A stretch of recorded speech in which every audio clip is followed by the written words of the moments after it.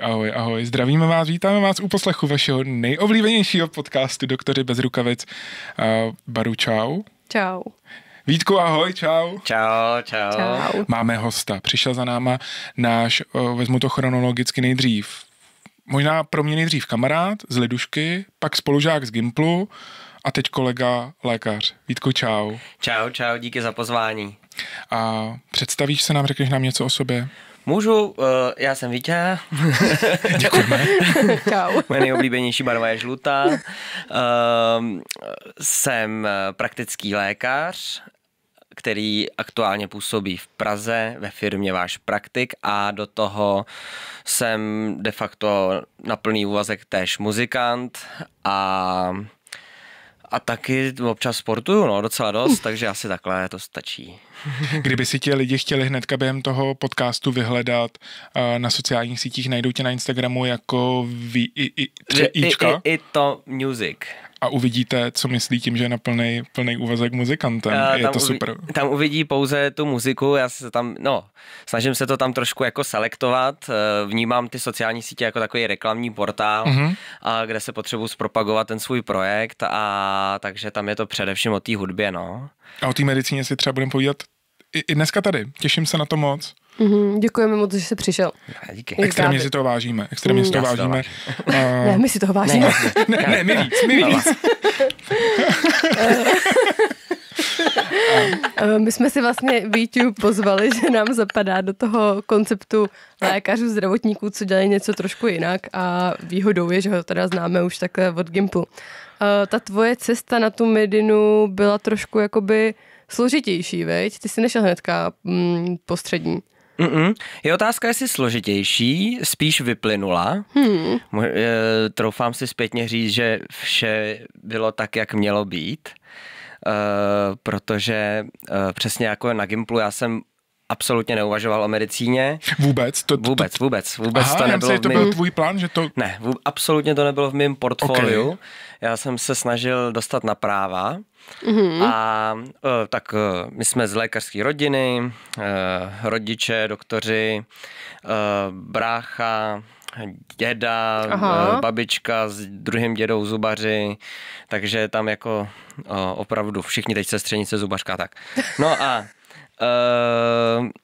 ve výsledku, ne, že by mě od toho rodiče odrazovali to vůbec, spíš mamka teda zpětně říkala, že by si jako původně nepřála, aby jsme na tu medicínu šli, protože prostě makali jak diví a vůbec ten systém jako ještě dřív byl ještě brutálnější než teď, tak si spíš jako asi vnitřně přála, abych dělal něco jiného, abychom dělali něco jiného, ale druhá věc je, že mě nikdo od ničeho neodrazoval, že prostě jsem se nějakým cestou vydal a oni to respektovali, ale de facto podporovali. A já, jak jsem říkal, jsem chtěl jít na práva a dělal jsem myslím, že cirka 5 pokusů z CIO-testu. Jezdil jsem celý čtvrťák a třeťák jsem jezdil na nějaký kurzy a do Prahy a tam bylo nutný právě do Teplice, jsem jezdil tady na Gimpl, tam bylo jako nějaký kritický myšlení, abstraktní Já si myslím, že my jsme tehdy spolu byli ráno, sepsali ty všeobecný, takový ty všeobecný studijní předpoklady a ty si tam potom zůstával na, co bylo pro práva, dějepis? No tam bylo právě to abstraktní kritický myšlení, podle mě. Asi jo, že ty jsi tam zůstával, my jsme tehdy odjížděli s Duším, s Langem a s klukama. Strašný výlet do Teplic. A ty jsi tam potom zůstával, to si pamatuju, že jsi nám psal, že už to máš hotový a bylo, já nevím, třeba 4 odpoledne. Jo, to bylo jako brutál. Ty testy jsou jako... No to jsem úplně zapomněl, že jsme to absolvovali. Jako pro mě byly brutální. Jako je vidět, že prostě bohužel prostě ten Gimpl mě na to jako vůbec nepřipravil, takový pocit jsem z toho měl. A najednou jsem musel to nějakým způsobem dohánět prostě po večerech a odpoledních. Ty Pražáci na to byli mnohem líp připravený, mimochodem, ty prostě obecně měli mnohem lepší výsledky, takže já jsem tam jako dopadl 5krát za sebou strašně špatně a tam bylo potřeba mít percentil, to byl ještě ten percentil, mít nějakých 90%, myslím, jako bylo to fakt vysoký. 95, fakt to bylo šílený. No a byl tam, jako to byl první ročník, kdy tam bylo kritický abstraktní myšlení. Já jsem vůbec jako o to neměl žádnej shine. a nějak jsem to tam prostě se snažil jako analyzovat ty texty. Jo, teď to bylo časově omezený, ty texty byly obrovský, byly jako opravdu dlouhý a jako všechno špatně. Já jsem z toho měl prostě hrozný pocity, dostal jsem se, jako ani jsem se nepřiblížil třeba té 80, jo, dostal jsem se prostě nějakých 55 a tehdy jsem si jako regulérně říkal, že OK, hele, prostě ty seš prostě ten blb té rodiny a ty prostě půjdeš makat jako prostě rukama a čau, no, prostě si to jako přiznej. A bylo docela těžký jako osobní časy, co se týče toho, že jsem měl o sobě pocit, že nejsem tak blbej, jak mi sciotesty řekli, pak se k tomu dostaneme ještě, že jako bych právě ten message jako těm studentům, řekněme, je taková, že se tímhle jako vůbec nemají nechat odradit a že jsou to nějaký jako opravdu jako blbý sciotesty a vůbec to nesouvisí podle mě s tím, s nějakou jako vnitřní inteligencí nebo vůlí nebo prostě možností, potenciálem se umět vzdělat a něčeho dokázat. Takže jako tam opravdu jako doporučuji se tím nenechat moc zvyklat. Já jsem tehdy šel jako na záchrannou školu filozofii s tím, že to za rok zkusím znova ty práva. A na tu filozofii, to byla opravdu jediná záchranná škola, to jsem se dostal do Hradce Králové a no tak pro okolí, říkám, jako jsem docela jako šťastný, že rodiče vlastně to respektovali, byť prostě, když jsem okolím říkal, že studuju filozofii, že jo, tak to prostě vždycky tak to budeš mekáči, že jo, prostě mekáči s titulem prostě. Vždycky, když si povídám se studentem filozofie, říkám mu, že kolu bez ledu, že jo. To je bohužel jako častá. Brácha byl tou dobou už hotový lékař, když my jsme končili Gimpl? Když jsme končili Gimpl, ne, tak byl v procesu studií. Jo. No. A vlastně ta filozofie, jak jsem říkal, po roce jsem chtěl jít zkusit ty práva. Nicméně mě ten rok jako tam jako, se mi velmi líbil. Prostě to bylo fakt jako strašně hezký studio. Bylo to hodně o historii, filozofie a tak podobně, ale člověk opravdu nahlídne jako do trošku jiného světa. I co se týče vlastně těch spolužáků, tak tam byli strašně zajímaví lidi, malíř, básník, prostě jako opravdu všeho chuť. Bublina, kam se asi jinak vůbec nepodíval. Už vůbec ne na právech, no. A už vůbec ne na medicíně. Teda, jako. Taky, no. A opravdu jako ty diskuze, které jsme tam vedli a vlastně se zajímali o úplně jako jiný věci a i takovej vždycky, když jako lidi mají pocit, že když někdo studuje filozofii, takže že jako filozofuje a že prostě jako, že to je vlastně všechno krásný. Ne, to záleží prostě samozřejmě, si filozofie je velmi široký pojem. Filozofie jako prostupuje do úplně všeho, ale co je hezký, tak přemýšlet o všem jako ze strany té filozofie je to, co si myslím, že může nás nějakým způsobem osvítit, nějakým způsobem třeba někam posunout, i ať už jsou to nějaký životní hodnoty. Druhá věc je, že přišel druhý ročník, kde přišel, jako my jsme začali řešit nějaký existencialismus a tak. A faktem je, že člověk se tím mohl do jistý míry jako nechat pohltit. Mně se taky stalo, začal jsem upadat jako, byť jsem jako velmi pozitivně smýšlející člověk, jsem začal upadat do určitýho nihilismu, takového toho, že vlastně nic moc nemá význam, že smysl života vlastně neexistuje, že je tady jako nějaká reprodukce a tak podobně, ale pořád jsem se točil v tom, no tak budu mít děti a ty děti budou mít děti a ty děti budou mít děti a co jako. A tady v tom obsahu jsem se nějak trošku tam dusil, pak jsem odjel na Erasmus, tam na Sicílii do Palerma a tak tam to bylo prostě úplně o něčem jiném, tam jsem prostě... To ti bylo sílu dožil zase zpátky. A to bylo jako zajímavý, tam já jsem vlastně šel 2krát do školy za ten půl rok, jo, na začátku a na konci. A tam jsem zažil prostě věci, které mě vlastně ovlivnily do konce svého života, že jsem si prostě, vlastně tam jsem si definoval životní pilíře, tam jsem se začal znovu zajímat jako o přemýšlení pozitivně a řekl jsem si, hele, jako tady s tím já nic neudělám, prostě s tím, že prostě nikdo nevíme, co máme dělat. Já si to prostě nějak definuju a takhle to budu prostě následovat a snažil jsem se tam přemýšlet o pilířích, který by mi obsáhly vlastně všechno a který se de facto teď i snažím aplikovat třeba v ordinaci. Jsou to jako pilíře poznání, pomáhání a užívání si. A to jsem si jako definoval jako 3 pilíře smyslu života. Obecně poznání, to je jako velmi široký pojem, ale zahrnuje to například to cestování, poznání při vzdělávání, poznání nových lidí a tak podobně. Pomáhání si, myslím si, že jako každý člověk, který je nějakým způsobem zdravý, aspoň trochu, tak by opravdu se měl starat i o druhý, měl by nějakým způsobem něco té společnosti přinést, protože jemu to především přinese radost, jako myslím si, že altruismus je skrytý egoismus a i to jako tě nějakým způsobem může vnitřně posunout a zlepšit se a užívání si to, tak to je velmi důležitý segment, protože jako souvisí to přesně opět s tím smyslem života, že jako mnoho jiných možností prostě nemáš a máš tady nějaký definovaný, nebo máš tady nějaký pobyt na tom světě, nikdo vlastně z nás neví, jak dlouhý bude a je potřeba si nějakým způsobem to prožít naplno. To, jak už to každý uchopí, je úplně jedno. Jestli někdo má rád koukat na televizi a vidí v tomto poznání a to užívání si, tak ať to dělá. Jestli někdo prostě potřebuje zmáknout všechny 8000, tak ať jde. Ale myslím si, že je důležitý prostě se snažit být jako dobrým člověkem tady v těch segmentech. No, takže to byl ten druhák, to byla to Palermo.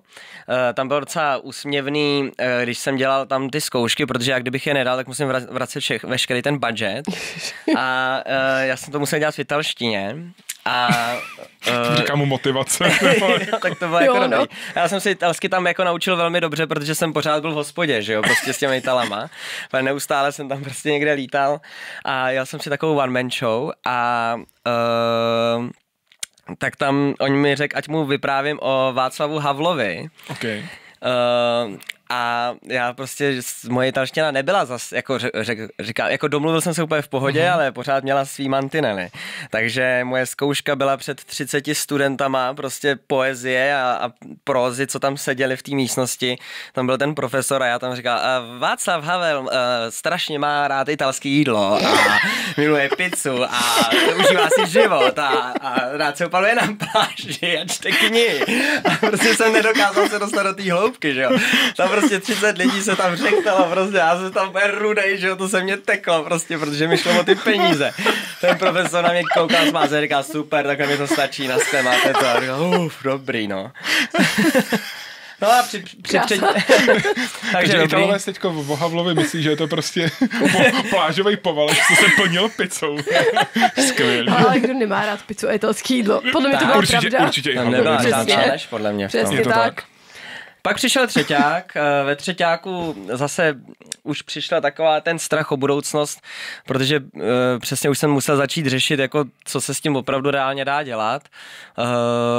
Tehdy jsem vlastně hrál ve skáčkový kapele a takový funky, ale věděl jsem, že prostě jako trumpetista jsem spíš průměrnej a že abych jako něčeho dosáhnul jako trumpetista, tak bych musel jako velmi zamakat, prostě ta konkurence není úplně malá a zároveň jsem začal přemýšlet, co teda, jako jestli se můžu pracovat v oboru, že jo, když už to studuju. No, takže tam přišla první myšlenka na medicínu, že vlastně mi to i z hlediska těch pilířů, který jsem si definoval minulý rok, dávalo smysl. A tak jsem prostě přišel za našima, vznikla otázka, říkám, hele, přemýšlím o medině, taťka byl docela jako nadšenej, myslím si, že tak mamka jako mě prostě nechala bejt. On říkal, že když budu chtít, takže mě podpoří. A takže, jenže to byla otázka, že já jsem prostě končil vejšku, nevím, kolik mi tehdy bylo, jestli 25, něco tak 24, 25, něco takového.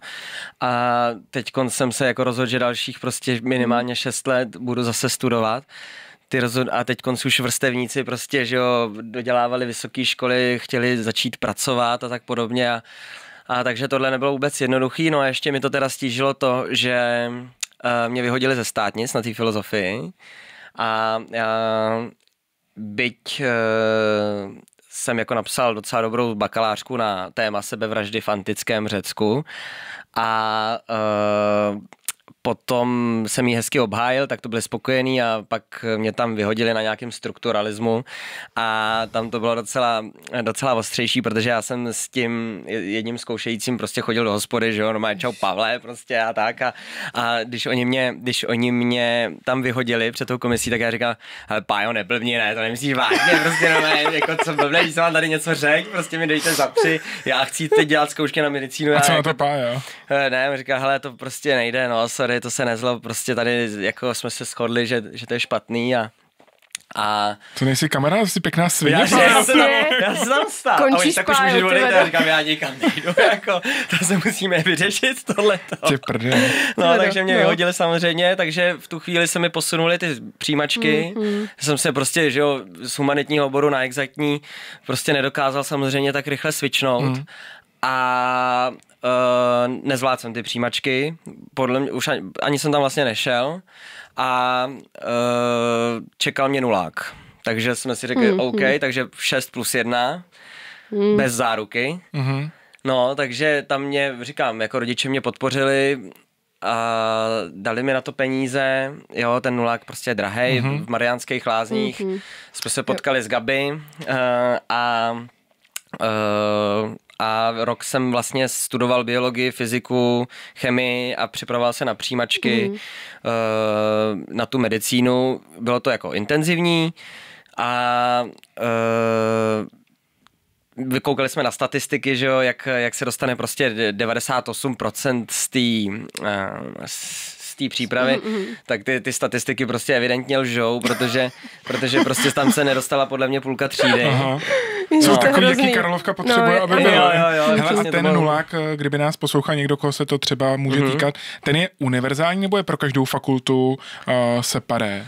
Byl univerzální, ale myslím si, že už hlavně není, protože ono to bylo založené na ruských studentech, který vydělávali. To je pravda, to si pamatuju. Já jsem se chtěla zeptat, jestli byste doporučil právě. Já bych ten nulák jako doporučil, protože takhle, spíš jsme jakoby v pozici, kdy student se nedostane na medicínu svoji vysněnou a co má dělat. Tak v tu chvíli, jestli to chce dělat, ať udělá všechno pro to, aby to prostě se tam dostal. Ty přijímačky jsou prostě hrozný. Jako opět bohužel musím říct, že jako Gimpl mě vůbec jako nepřipravil na přijímačky na vysokou školu. Připravil mě na jiné věci, jako dal mi vzdělání, ale jako jsem z toho zpětně zklamaný. Myslím si, že když člověk tráví 8 hodin ve škole, tak by se tam jako měl opravdu něco jako přímo naučit k tomu, že Gimpl je prostě opravdu takové jako mezizastávka na vysokou školu. Já jako nic nevyčítám těm lektorům, já si myslím, že ten problém je ve struktuře toho vzdělávacího plánu jako takovým. Že vůbec není jako, nebo nevím, jak je to teď, ale nebyl vůbec individualizovaný, nebyl vůbec přizpůsobený, nebo pak poslední rok tam byly nějaký semináře, ale úplně minimálně a všichni museli dělat všechno pořád. Jo, to si myslím, že jako byl velký problém a takže si myslím, že lidi, co se jako snaží, řeší maturitu a do toho chtějí jít na medicínu a to je prostě, vlastně se učí na dvě odlišné věci, protože prostě, jo a už v tomhle tom je to přeci špatně. Učí se na maturitu a na přijímačky a nepropojuje se to tam moc, jo. Takže už stačí jako takhle na tom přemýšlet, tak prostě je normální se na začátku nedostat. Ten tlak je obrovský a jako doporučuji opravdu zůstat trpělivý, pokud to dělat chtějí, tak se tam jednou dostanou.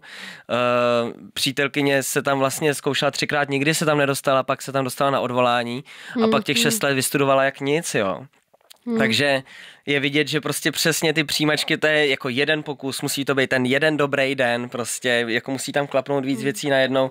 Neviníš z toho možná trochu ty přijímačky? Já z toho třeba zase viním koncepci těch přijímaček, protože mně přijde, že je to vytažený to jako prostě z 15. století, že ABCDE, odpovědi z naučených testů mi nepřijdou vůbec up to date, že mnohem tam by se podle mě měla ta diskuze za mě v mém světě, co se změnit, tak koncept přijímacího řízení, ne? Nevím. Jako takhle. Vlastně, má se každý jako jinak, no, podle toho. Ale vlastně jo, protože takhle, sklenice z půlky prázdná, z půlky plná. Ano, jak říkáš. Třeba vlastně ta střední škola je nastavená dobře, ale tak... Protože pokud je o výsledku rozhoduje ten vlastně denní setup, jestli je měsíc v takové fázi, tobě to sedne, jestli ty soupeři, v tu chvíli jsou to vlastně tvoji soupeři, kdo s kým tam fajtíš o ty body, jestli mají zrovna únavu a teplotu a kdo z vás to napíše, že možná bychom... Těžko říct, no, jako co komu vyhovuje, ale já teda viním přijímací řízení. Mně přijde blbý. Na první lékařskou fakultu mi přijde teda úplně debilní, jako opravdu debilní. No, ještě k tomu jako takhle.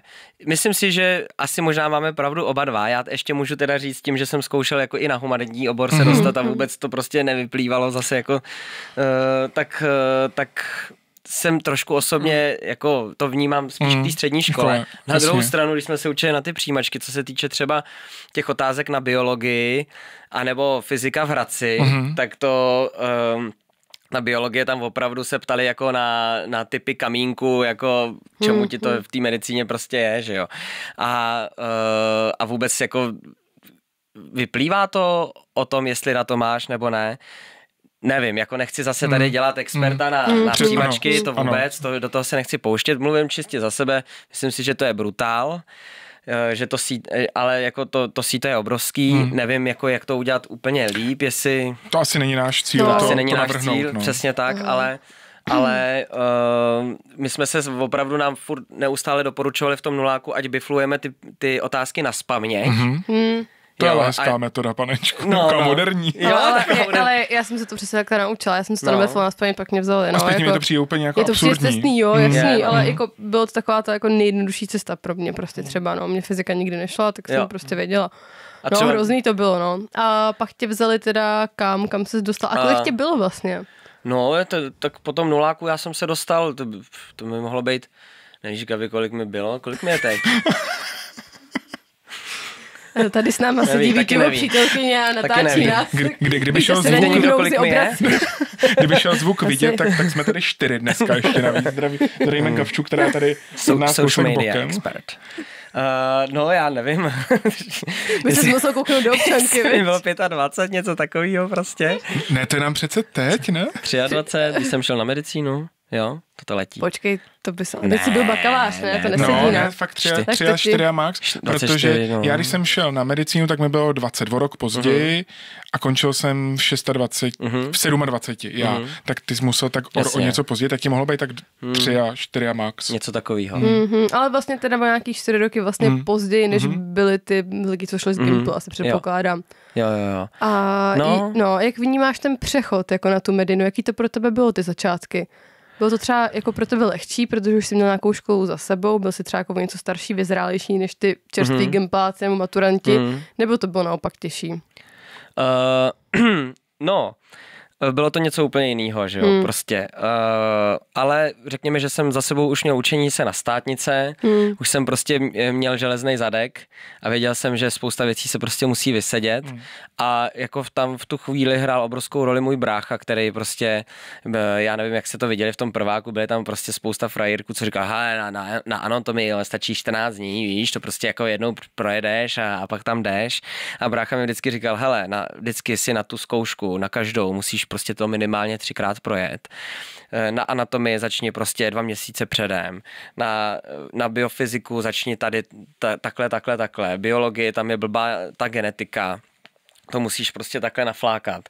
A musíš prostě sedět a biflovat.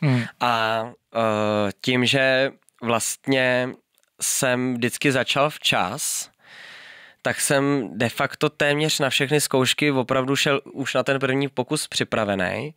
A tím, že tam bylo víc pokusů, tak jsem si říkal, že prostě nějak jako musím říct, že relativně se sebevědomím jsem tam chodil na ty zkoušky, protože jsem prostě věděl, že jsem se na to učil, že mám ty 3 pokusy a že když tak na ty další 2 pokusy to projedu ještě 2krát, tak budu mít 5krát projetý prostě a nějak to klapne. A taky za těch 6 let mě vlastně nevyhodili ani jednou. Hezky to jo. A vlastně jenom mě vyhodili z testu na biofyziku a pak u státnic chýry na testu, takže protože byl test, prostě se nějaký nepočítá testy. To je fakt ale test, no. To když jsem mu, jak my ty první 3 roky vlastně, To veď, ani jsme nikdo dost opak, neříkej. to jsou hnusný vzpomínky. Ale je pravda, že já jsem si k té metodě trojího čtení, to přesně mi to taky funguje, musela jako dojít postupně, no, že Jo. no, jako asi to něco dělá, to, že jsi už něco zažil a že ti to někdo poradil. A ty jsi teda byl vlastně v Plzni, veď? To jsme si neřekli. No. A tehdy jsem se dostal na první lékařskou, myslím, a do Plzně a brácha studoval v Plzni, říkal, že to je tam sympatický, tak jsem nastoupil tam, mě to tam taky bylo sympatický, musím říct, že jako se mi plzeňská fakulta velmi líbí, i jako teďkonc tam vybudovali nový biomedicínský centrum. Samozřejmě to tam mělo svý psychopaty u zkoušek, jako klasicky, ano. především jako těch teoretických oborů, ale pak už jako s postupem těch klinických oborů to bylo lepší a lepší a naopak jako zpětně vnímám, že opravdu málo kdo tě pak chtěl jako vyhodit. Že ono, když si člověk zpětně jako vzpomene, co tam všechno plácal u těch zkoušek, jako nesmysluplně, protože mu ty souvislosti nedá, jako se nespojují, protože prostě nevíš, že jo, taková patologie prostě. Hele, až od třeťáku jsem to začala fakt jako vnímat jako celek, to tělo, já si to taky pamatuju, jak jsem si říkala, teď vlastně to dává smysl jako až tady a došla jsem k tomu. Ale teda já mám pocit, nevím jak ty proky, že nás jsem tam jako docela chtěli vyhodit teda, no. Já ho nemám. Ty ho nemáš takový, tak já ho mám teda. Ale jsem ráda, že ty ne. Hodně mi to změnilo sezení u zkoušek z druhé strany. Hodně. Jo, určitě, já mám takovýhle možná subjektivní pocit. Takže na tu fakultu vzpomínáš teda dobře, jo, to studium? Zpětně velmi, mně se to jako studium velmi zpětně líbilo. Bylo to tam, mělo to svý jako těžký momenty samozřejmě, ale taky ve výsledku si myslím, že měl jsem pár jako kamarádů, u kterých si myslím, že jim byla činěna nespravedlnost. Je jich teda na prstech jedné ruky a jinak si myslím, že to bylo spravedlivé. Super. Jo, že prostě vždycky byla tendence to nějakým způsobem dát a pak někomu se bohužel jako stalo, že měl fakt jako smůlu třeba na toho psychopata zkoušejícího a jako opravdu to troufám si říct 3-4 lidi kolem mě si troufám říct, že fakt jako byli trošku jako podělaný a že byli podělaný. Byli podělaní. Někdo je podělal. Jasný. No, takže takže jinak to bylo prostě, si myslím, že spravedlivý. Co se týče toho vzdělávacího plánu, taky nevím, jako když jsem vyšel tu školu, tak mi přišlo, že začínám úplně od znova. Kamarádka, co byla ve Finsku, tak říkala, že ten vzdělávací program je úplně jinak nastavený, že jsou to kazuistiky, prostě bum, boucháš to, seš v tom špitále, prostě opravdu tam trávíš spoustu času a pak už jako jdeš a seš relativně připravený. U nás, já nevím, jak to vnímáte vy, já jsem byl ještě teda covidovej v šestáku a páťáku, ale mě vlastně nejvíc z mý praxe dala moje praxe v mostecké nemocnici, když jsme tady jako zůstali na ten šesták. Ty jsi byl takový ten první ročník, co byl rozřazovaný někam na ty okresní špitály? Pamatuju si to dobře? Jo.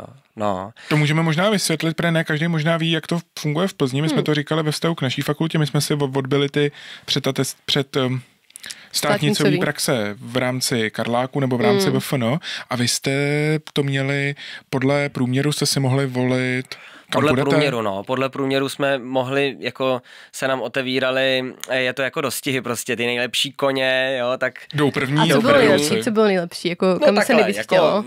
Nejprestižnější bylo zůstat v těch fakultních nemocnicích.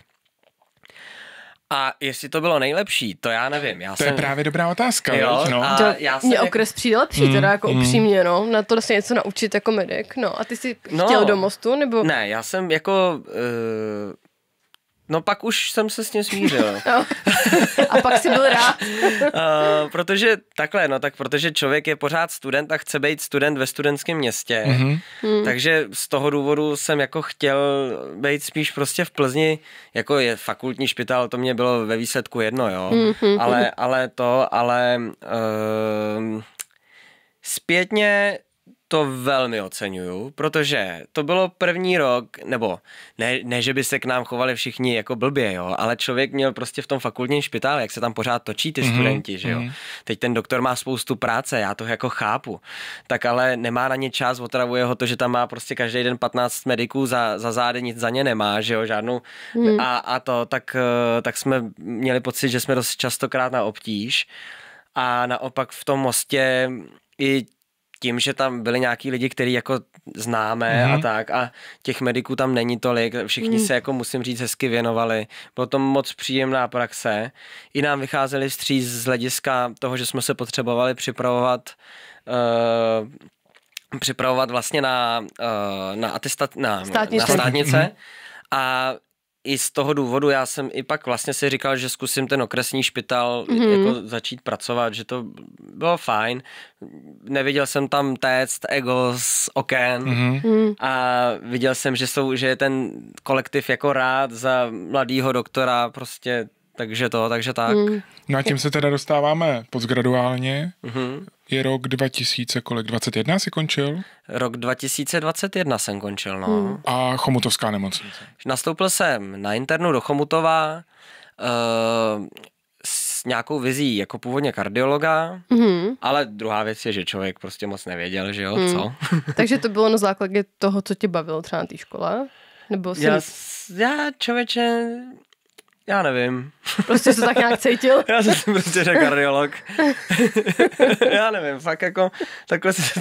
Prosím, měl jsi to v srdíčku takhle nějak? Tak třeba kardio. Bavilo mě fyziologie, kardiologie, tak tam mě obecně hodně bavila fyziologie. Jako smysluplná, taková logická. Můj brácha má jako velký význam v tom, že mě tu fyziologii jako naučil mě prostě o tom přemýšlet ne selsky a do jistý míry logicky, nacházet ty souvislosti a to se mi na té fyziologii líbilo. No, takže možná právě to, třeba takový Frank Starlingovy zákony, jsem prostě, jo, jako hemodynamika, bylo to docela zajímavý. Takže jsem nastoupil na internu do Chomutova a tam vlastně už do covidu, tam byly ty covidová léta a já jsem tam šel tehdy vlastně za primářem Šofrem, který tam měl jako dobrý jméno, sympatiák a trošku samozřejmě mi bylo líto, že jsem neskončil u doktora Tenka v Mostě na interně, protože prostě ten mě učil, že jo, v tom šestáku. A proč tam neskončil, nebo? No, prostě já jsem cítil, že ta interna jako personálně asi i jako počet lůžek a tak mi jako víc v tu chvíli seděla v tom Chomutově. Jo, takže jsi to jako vybral, ne? Že prostě by tam byl nějaký problém, že... Ne, ježišmarja, jako jo, i jako primářka tam si říkám, že by ti urvali prostě ruce právě, víš, jako v tom Mostě, že tam... Jo, přesně tak a jako já jsem se prostě rozhodoval nějak do posledních, já jsem se upřímně snažil si vyjednat lepší podmínky. Ale super. Tam vlastně tomu byli primáři otevření a tehdy jsme se dostali k řediteli nemocnice, já už nevím ani, kdo to byl, a tam jsem říkal, že prostě jako nastupuju český doktor tady na sever, vím, jaká je personální situace a snažím se si prostě vyjednat lepší podmínky, hotový obchod. No a tam... To se moc nenosí. To je... Ale to je jako, víš, Jsi mladý, drž hubu, tady máš tebe svačinu. No, a to není jako já, že jsem přesně držela hubu a kývla všechno. Bylo nám vysvětleno, že to jako moc nejde. Jo, to že prostě, že vy jako rádi strašně. A dvakrát tak. jsme se dívali, ale není, to je takový oblíbený téma. A já jsem prostě v tu chvíli řekl, no tak dobře, no, tak jo, tak ne, tak dík. Tak naskle. Hezky to, jako, to je hezký moc. Bylo mi to líto vůči tomu. Osobnostně asi. Ale nenechal se nasrat na hlavu. Vůči tý interně, protože podle mě jako, kdyby mohli, tak s tím něco udělají, ale evidentně to tam jako na tom vedení se to seklo a já jsem prostě řekl, hele, tak jo, no, tak ne. No a pak jsem šel do toho Chomutova, kde jsem prostě měl tak, no, jako ty normální podmínky, které jsou, no.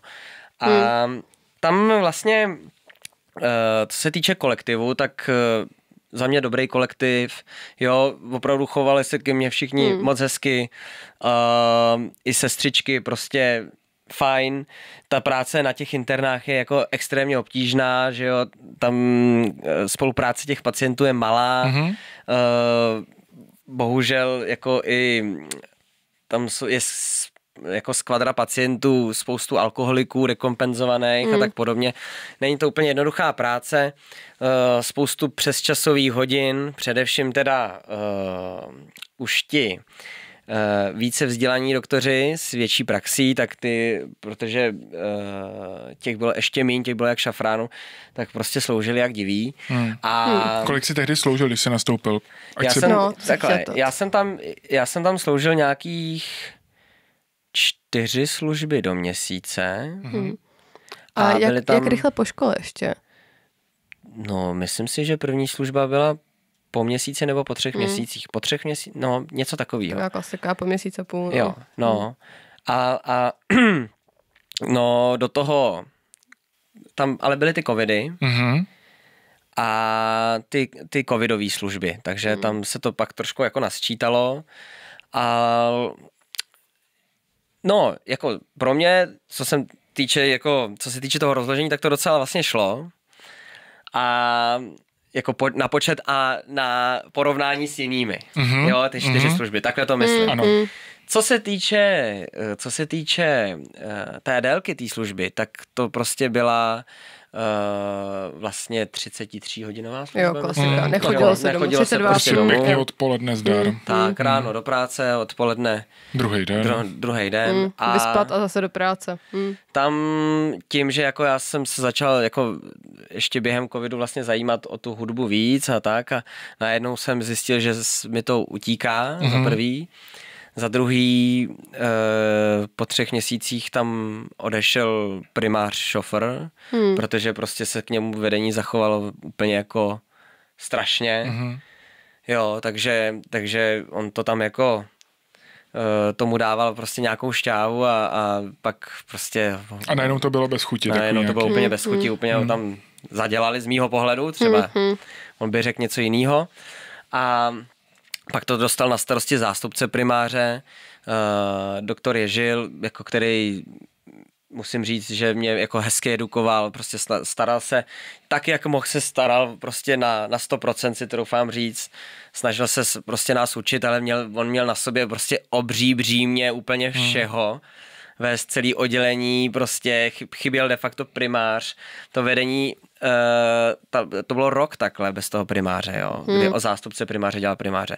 A tam prostě vůbec nebylo jako nějaká velká ambice být ve vedení, prostě takovýhle společnosti. Tak udělám všechno pro to, zaplatím prostě opravdu jako obrovský balík, aby tam do měsíce byl primář na interně, která je prostě páteř, že jo, té nemocnice.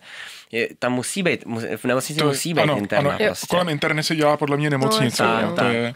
A tam jako vůbec nebyly nějaký ambice, tam přišlo to první znechucení z toho vedení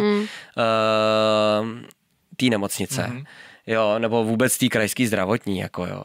A tohle to pokračovalo, říkám, ten doktor Ježil, všichni se nějakým způsobem snažili jako nás edukovat, ať tam prostě pracujeme, aby se nám tam do jistý míry líbilo. Sestřičky postupně jako odcházely, oddělení se prostě byla neustále přeplněná, nebo jsou, že jo, to je jasný. Klasika, a ty služby za ten plat prostě mě začaly jako v mé hlavě začaly oscilovat jiný myšlenky o tom, že bych udělal nějaký krok dál a plus prostě se jako věnovat té hudbě, najít si prostě jako nějakou cestu k tomu, abych mohl dělat obě ty věci, protože i já jsem jako byl v tu chvíli v takové situaci, že jsem si říkal, že se možná na tu medicínu úplně vykašlu a protože mi bylo hrozně líto ztrácet tu hudbu a taková ta Jako já si nemám, jako třeba teď starší doktor říká, ty mladý prostě ty si nemají co povídat.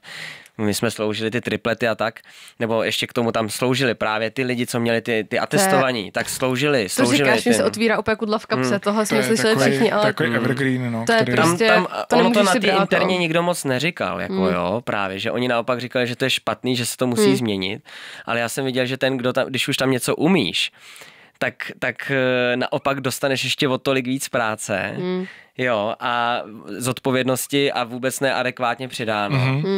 A úplně jsem se toho děsil, jako, že prostě, že tam kardiolog doktor Staněk přišel v pátek po práci svý v ambulanci a byl tam prostě do pondělí do rána. A protože si myslím, že se snažil prostě nějakým způsobem zachránit ten provoz.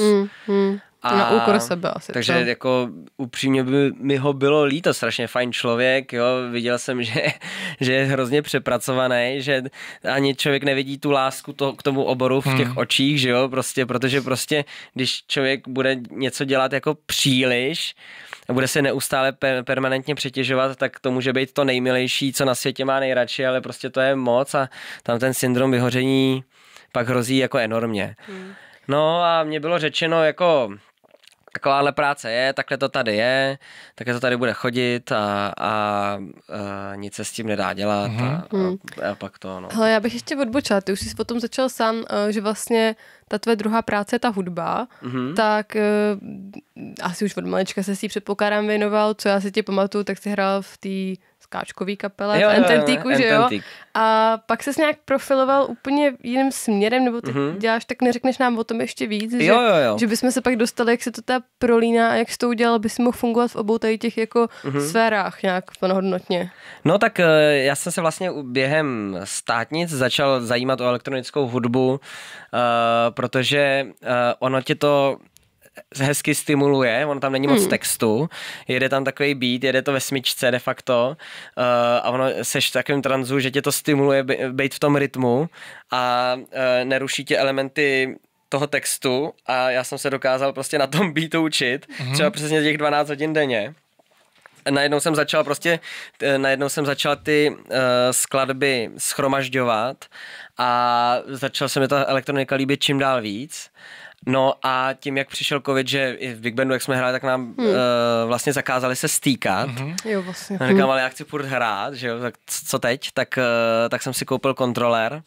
Tehdy se skvěle kupovalo vybavení DJský, protože všichni krachovali a všichni se prodávalo pod cenou, takže prostě jsem koupil kontroler, který stojí prostě přes 70 000, asi za 40 a to byl krásný časy kupování prostě. To zase, že jo, ta medicína, ta diverzifikace v tomhle byla skvělá, protože prostě, že jo, muzikanti neměli co jíst a doktoři, ty prostě, ta práce tam byla, no. A takže jsem si říkal, že to spojím s tou trumpetou a vlastně je to cirka 3 roky, kdy já jsem premiéru toho svého projektu, kdy hraju elektronickou hudbu, především house, afro house, melodic techno a tak podobně, tak jsem začal kombinovat s trumpetou a začal jsem na Carpe Diem, to byla premiéra, kdy vlastně oslava mých narozek jsme si řekli, hele, budeme se bavit, ale ať tím někomu pomůžeme, opět se dostáváme k těm pilířům, ať to prostě není jen takový to obžerství a takže jsme vytvořili akci na Matildě Carpe Diem pro takový jako širší známosti a tam jsme se vydělali peníze pro Katku Sasákovou, ten koncept se nám začal líbit a doteď ho vlastně jako se snažíme docela dobře rozvíjet.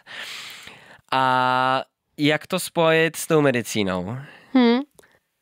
No, takhle, já jsem vlastně tehdy dal tu výpověď na interně. Po jak dlouhý době? Jak dlouho jsi tam dělal? Jsem tam vydržel rok. Rok jsem tam vydržel, no. A mezi tím se teda asi rozvíjel docela hudebně, veď? Protože ty si pak začal mít nějak spolupracuješ s Očkem, s televizí Očko. No. Tak tam vlastně přišel ten mezník, kdy se to dostalo jako na vyšší úroveň, kdy jsem se přihlásil do soutěže od televize Očko, jako nejlepšího DJ a a vyhrál jsem tu soutěž a pak tam přišly jako spousta příležitostí, dostal jsem se prostě do podvědomí, do povědomí, možná i do podvědomí. Možná někdo o tobě sní. Transcendentní. Do povědomí booking manažerů a event manažerů a tak podobně. Jeli jsme hrát na Ibizu a bylo to jako moc fajn. A tehdy jsem ještě pracoval na té interně, tam vlastně za 5.12 jsem uploadoval ten set, to jsem zrovna sloužil právě, to mám ještě někde video, jak jsem sloužil na interně a na lékařáku jsem se tam to snažil na tom místním internetu to tam uploadovat. Trvalo to 4 hodiny. Bylo to do 12 a myslím, že v 11:30 jsem to tam uploadoval a 5 dnů předtím jsem to nějak po službě jsme natáčeli ten set, bylo to všechno za 5.12. Já jsem se tam nechtěl přihlásit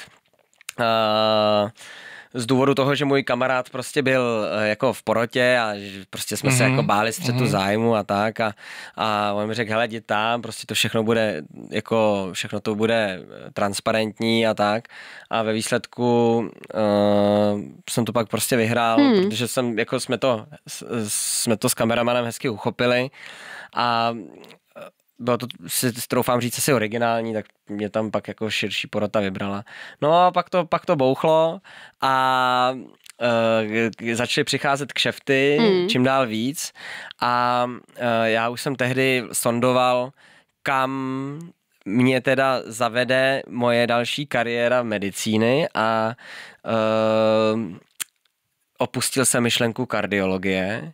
A už na té interně jsem začal nějakým způsobem přemýšlet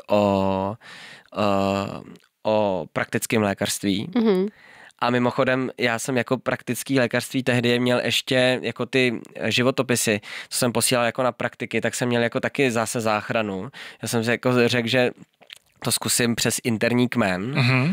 A já jsem tehdy posílal ty životopisy i na plicní vlastně jsem jako přemýšlel o plicním, že ještě zkusím prostě tou internu a posílal jsem také životopisy a oni mi skoro nikde neodepsali. Co? A jo, oni mi prostě neodepsali. Ale možná, že to je ten důvod, že tam nejsou ty zaměstnanci, protože když neodepisuješ na životopisy, tak kurva nikoho nenajdeš. To mě teďka fakt šokovalo teda. No, oni mi skoro mám pocit, že skoro nikde mi neodepsali. A pozor, ale jo, já mám pocit, že to všechno spadlo do spamu. Já jsem to teda. Protože já jsem tam měl přílohy, český doktor, ty vado, vzdělaný tady a jim to zrovna spadne do spamu, to je smůla, ty vado. Protože já jsem si říkal, že dodělám, že už ten praktik se mi jako líbil, ale že dodělám ten interní kmen. Že prostě... No navíc po roce vlastně už bys to měl jako za pár, že jo? No právě, takže jsem chtěl primárně touhle cestou, ale já si zpětně myslím, že to spadlo do spamu ty zprávy, protože tam byly přílohy. To je šílený, já jsem tam de facto, protože jsem takový jako tady v tom, takhle to mám hozený, tak jsem tam pomalu dával diplomy z táboru, jako, že jsem vyhrál šipky, první víš, a takhle. Jo, a medaile prostě.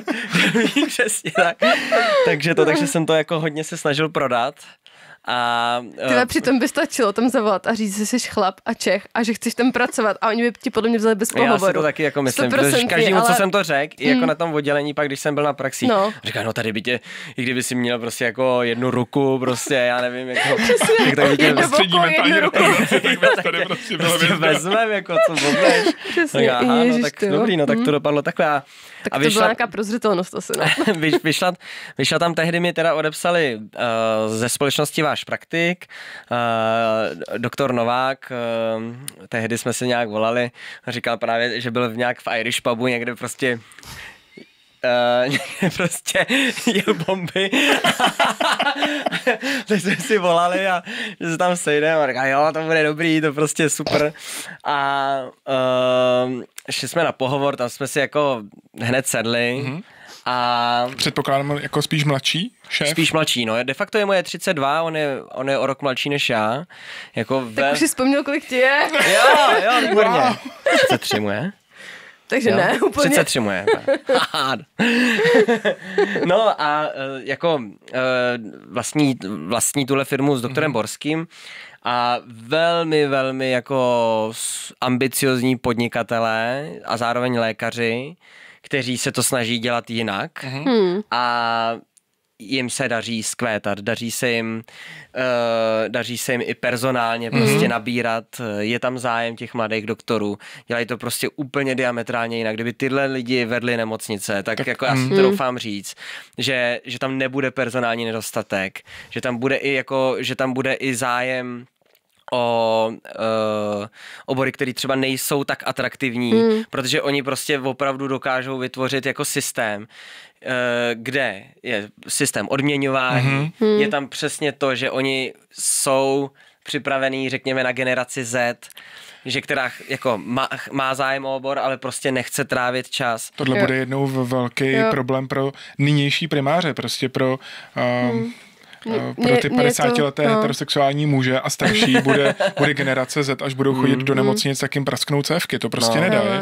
A pro takhle mladý kluky si myslím, to jsou ty budoucí šéfové. Z těchto lidí by se měli rekrutovat šéfové v nemocnicích, protože jinak se ta nemocniční sféra nikam podle mě neposune. Tak to je skvělý, že to zmiňuješ. Jo, jako já jsem byl přesně, jako ten inzerát už, který oni vytvořili, tak byl nastavený kolik volna chceš, tolik volna dostaneš.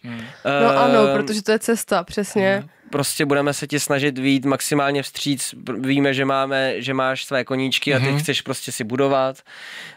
Vzdělávání je pro nás priorita, takže ne, že ty budeš prosit, aby si prostě mohl jít na nějakou stáž. Teda mimochodem, jako na interně jsem nemusel prosit, prostě jsem řekl, že chci jít na stáž a šel jsem, ale vím, že mnohdy je to velký problém. A jako to postgraduální vzdělávání, vůbec aby tě jako pustili, jo, a tak. A tam to žádný problém nebyl. Naopak na mě tlačili, ať jako vždycky mě psali, jako už máš hotovou prostě tady tu stáž a tak a jak to je, tak pojďme to naplánovat. Udělali jsme takový hybridní systém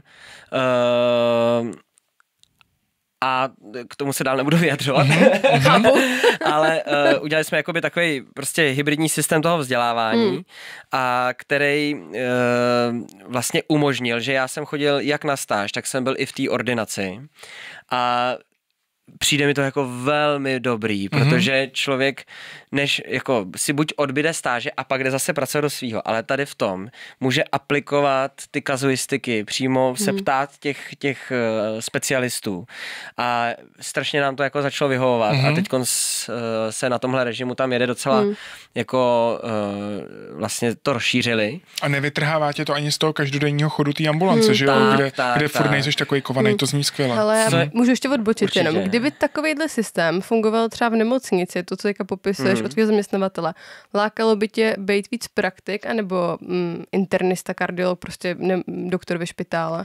Jo, já už jsem se našel v tom praktikovi. Našel se s tom, jo? Jako... Není to jenom, že ti nezbylo nic jiného, tak to je super. Není to žádná, jako, že mi to zbylo.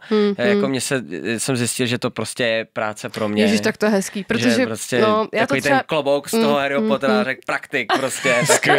Skvělý. Ježiš, to je hezký, no, protože já to jako dělám, protože přesně ten balans toho života, peněz a tohle, tak to je pro mě teďka jako důležitější, ale není to, co mě baví, tak to je super, že jsi našel a já doufám, že to, co popisuješ v tom systému, jednou bude i v nemocnicích, protože jednak jako produktem toho jsou teda asi spokojení zaměstnanci a hlavně jako i postaráno o ty pacienty, o který prostě jako v tady tom příšerném systému je těžko postaráno, no.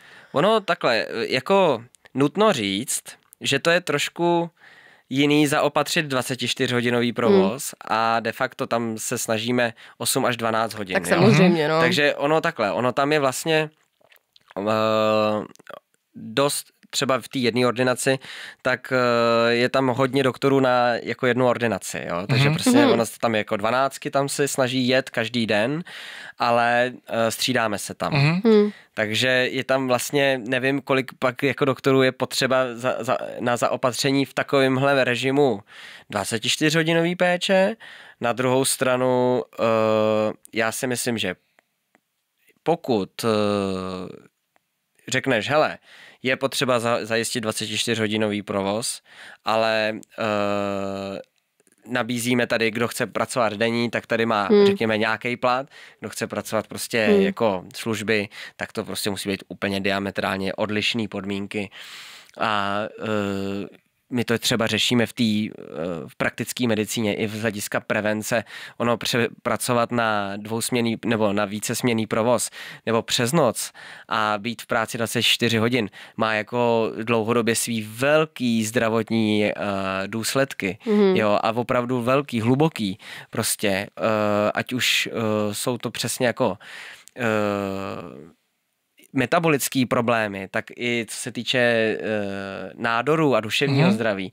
A to jsou věci, jako o kterých se tady jako pořád moc nemluví, mi přijde, ale byť jako pracovně lékařská prohlídka, nebo jak to mají v jiných oborech, i třeba biznisu a tak podobně, tak je to vždycky jako velmi kompenzovaný, když pracuješ přes čas.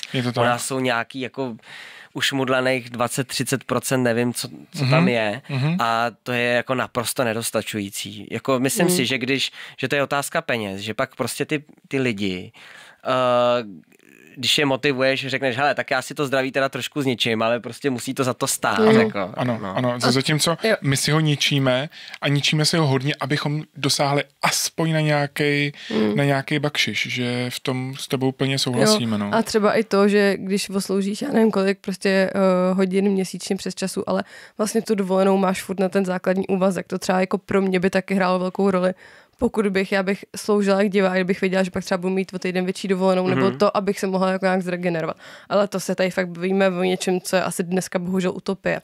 Každopádně, myslím si, že teda takhle. Myslím si, že už jsem u kolegů viděl, že někteří mají jako snad až 8 týdnů dovolený a že takže už jsou individuální, jako že se to individualizuje spíš na odděleních, ale vůbec to není systémově zakotvený. Jo, asi co si vyřveš, doslova budu slovo vyřveš, tam asi je možnost, když seš L3, která přináší nějaký skill nebo nějakou dovednost, kterou potřebuje to oddělení. Když seš prostě klíčový zaměstnanec, tak asi nějaký manažerský plat a individuální podmínky jsou možný, ale systémově 4 týdny dovolený, tabulka a zdar, že jo. A další věc je, jako řekněme, že věřím i vedení, že prostě mají nějaký budget a musí být prostě v nějakých plusových číslech. Ale jak říkám, třeba u nás ve firmě, za prvý, my máme nadstandardní platy a za druhý to prostě evidentně vydělává, jo. Ta firma prosperuje, jako jo, takže, protože se to snaží prostě udělat efektivně. A ta efektivita je jako podle mě zásadní taky princip toho jako udržitelného fungování a toho špitálu. A myslím si, že třeba prostě na úrovni tady těch korporátních firem, tak je tam prostě obrovský procento té korupce, který opravdu vlastně sebírá de facto ty možnosti na ty platy těch lékařů. My jsme to říkali zrovna v minulém díle. Dva díly zpátky, kdyby se možná tolik nerozkrádalo a pojďme tomu říkat efektivně utrácelo, počíná tím, že nemusí svítit světla 24 denně tam, kde nikdo nechodí, končí tím, že je dobrý nekrást ze zakázek na stavby, říkáme tomu jakkoliv, tak ano, to by možná umožnilo zvýšit platové prostředky. Přesně tak, protože jako ono třeba takhle. Vemte si, že tady je třeba Berounská nemocnice. Otevíráš téma úplně perfektní, která ukázal. To je nemocnice, která prosperuje. Já nevidím jako do toho, jak interně funguje. Jo, takhle, dobře, Gabi tam pracovala, jako platově, oni tam zaplatí ty specialisty, takový ty přesně L3. Co přináší to. A zase ty zaměstnanci taky, jako tam mají jako normální. Ale co se týče vůbec asi toho business modelu té nemocnice, oni pořídili magnetickou rezonanci a tam má termín člověk za týden na magnet. Takže my z Prahy, z Chomutova posíláme lidi do Berouna, protože tady prostě je sice magnet, ale nemá ho kdo popisovat. Jede prostě, já nevím. Od 8 do 3 od 8 do 3 a tak. Prostě ty tady máš přístroj za 50 mega. A ten by se neměl vypnout, ten by měl prostě jet pořád, ten má dávat rány, jednu za druhou, ano, souhlasím. A jako říkám, já se do toho nechci pouštět, jo, ale jenom říkám, že to je jeden z příkladů. A třeba co se týče jako u nás té péče, tak se prostě snažíme tomu pacientovi dát maximální péči a ta může generovat nějaký zisk prostě zase nám. No. Takže Hele, a když teďka teda řekneme medicína a hudba, tak jak to máš třeba časově rozdělený? Jako kolik dní třeba pracuješ v ordinaci, kolik dní tě jako živí ta hudba, pokud tě vlastně živí, ale předpokládám, že asi částečně jo, veď? No, vlastně občas je jako víc než ta medicína. No krásný, to jo. ale tam je to hodně jako nahoru dolů, jo, tam prostě se takhle nedá zase úplně říct, ale dokáže mě uživit hezky. A já to teď mám nastavený, že 3 dny v týdnu jsem v ordinaci a pak čtvrtek, pátek mám vlastně jako v uvozovkách volno a v úterky jsem jako 12 v ordinaci. No a mám to nastavený tak, že se té hudbě věnuju de facto každý den. Ale to je taková už jako závislost. Asi bych úplně nemusel, ale je to opravdu závislost. A jakože trénuješ nebo že hraješ někde jako v klubu nebo... Nehraju každý den, ale trénuju, věnuju se produkci teď hodně vlastní, jako vlastním trackům. Vlastně tady to všechno je ta práce, no, že nemusíš stát někde za to, ale vlastně to je jako všechno. velký časový, jako většina té práce je za. Takže říkám, jako co se týče hraní, tak třeba v prosinci tam jsem měl 15 hraní, tam už jsem narážel na svý hranice, už jsem tam cítil... Je to dlouhodobě udržitelný? No. Tady to ne, jako těch 15 vůbec, to prostě... Tam byly momenty, kdy jsem přijel ve 2 ráno, v 7 jsem šel z ordinace, ve 2 ráno jsem přijel, v 6 jsem šel do ordinace a pak zase na koncert a tak. Na druhou stranu je to jako jiná práce, jo, troufám si říct, že jako to není tak, nebo rozhodně to tak není tak náročný a je to jako dobře zaplacený. Takže to, co jiný by prokalil, nebo probil venku, řekněme to jedno, tak ty to vlastně efektivně a s láskou to jsem chtěla říct, předpokládám, že ti to jako přináší asi nějakou radost. Jakože, absolutně. To musí být obrovský náboj z toho, ne? Představu. Je tam obrovský náboj, přináší to obrovskou radost. Samozřejmě, když si člověk dělá takový ten marketing a všechno, což já si teda dělám, pomáhám, vlastně to děláme s Gabi a tak tam jsou samozřejmě jednání jako klasika s některýma lidma, tak... Což radost nepřináší. To ti radost nepřináší. No, jasný. Jo, občas prostě taky narazíš na blbá, ale tak to je prostě, tak to prostě je. A je dobrý v tu chvíli, to jsou prostě ty momenty, kdy já jsem rád, že mám tu medicínu, můžu jako říct, hele, trhni si nohou, a nebo nemusím zase prostě se zase tak jako prostituovat a máš jako ty zadní vrátka.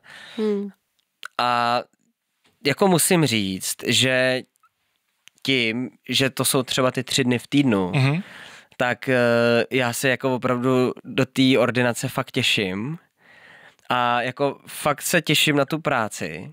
Když to je hezký což jsem vlastně vůbec jako nevěděl, já jsem si to jako jednou nějak řekl, že já jsem řekl, hele, když mě prostě něco bude trápit jako dlouhodobě, všechno má svý, ale jako jo, já to nechci říkat sluníčkově, samozřejmě tam řeším problémy a to je jasný, to je klasika, ale obecně ta práce je fakt fajn, jako naplňuje, musím říct, že drtivá většina těch pacientů jsou komplexní, jsou spolupracující, nevím, jestli je to vůbec daný tím, že oni takový jsou, anebo my ten systém máme docela hezky nastavený.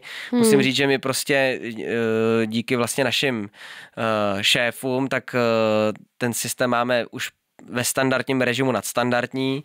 Máme nadstandardní portfolio odběrů, děláme tam například i ty spirometrie, máme dobrý objednací lhuty, call centrum, komunikace přes e-mail, ten mindset, který já se jako od svýho teď dosavadního, já mu říkám primář, tak který se jako jsem se hezky naučil docela rychle po té interně je, že pacient není soupeř, prostě je to člověk, se kterým ty jako musíš kooperovat a snažit se mu víc vstříc. Co se snažíme, co mi přijde, že se taky mění jako z té doby a v našem oboru to teda jde. Teď, než bylo kdysi, tak je nechat toho pacienta do jisté míry opravdu se rozhodnout, jako jakým směrem se chce vydat. jak to chce řešit, tu problematiku, dát mu občas na výběr a jako vidím, že ty lidi jsou rádi, že ty pacienti jsou rádi za to, že jim tuhletu možnost se snažím občas dát, občas to nejde, prostě. Jasně, občas prostě je jedna cesta. No, ale to je jejich zdraví, že jo? A jsou rádi, že se na to můžou jako podílet na té péči. Snažím se jim vysvětlovat, že prostě nejsme nad lidi a že mnohdy nevíme, co jim je. Někdy je to obtížný, někdy to ty pacienti prostě nechápou, jo, že když jim řekneme, já prostě nevím, co vám je teďkonc, ale pojďme se snažit jako nějakou cestou se vydat. A mnohdy to naopak o to víc přijmou, že řeknou, jo, to jsem rád, že mi prostě jako to odkryváte karty, tak rozumím, jak to je a pojďme na to nějak jít. Taky, na co narážím, třeba, troufám si říct, my, mladší praktici, vůči generaci starších, jako některých, tak je, že třeba nejsou kompliantní z toho důvodu, že neví, proč by tu medikaci například měli brát. Jo. Když to přeženu, máte vysoký tlak, berte prášky. Bere prášky, vysoký tlak ho nebolí. Ono se nic nezměnilo vlastně. Nic se nezměnilo, říkal si, beru prášky. No a teď každý den musím brát prášky a proč? Hodně to teď řešíme s cholesterolem, tam prostě je takový překlenovací období, bych to nazval, kdy doteď se ten cholesterol jako tolik neřešil, takhle to vnímám já, možná to je jinak, teď se začíná víc řešit, ale starší pacienti obecně říkají, hele, jako vůbec prostě to tady jako nebudeme řešit, tohle mě nic není a tuky prostě, co se může dít. Snažíme se jim dát ten čas, jim vysvětlit problematiku cholesterolu a do jistý míry vždycky to ve výsledku je na tom pacientovi. Nesnažím se mu nadávat, když odmítne, jo, a říct, ale tak jako si dělejte, co chcete a nazdar, ale prostě má to i tu filozofickou rovinu.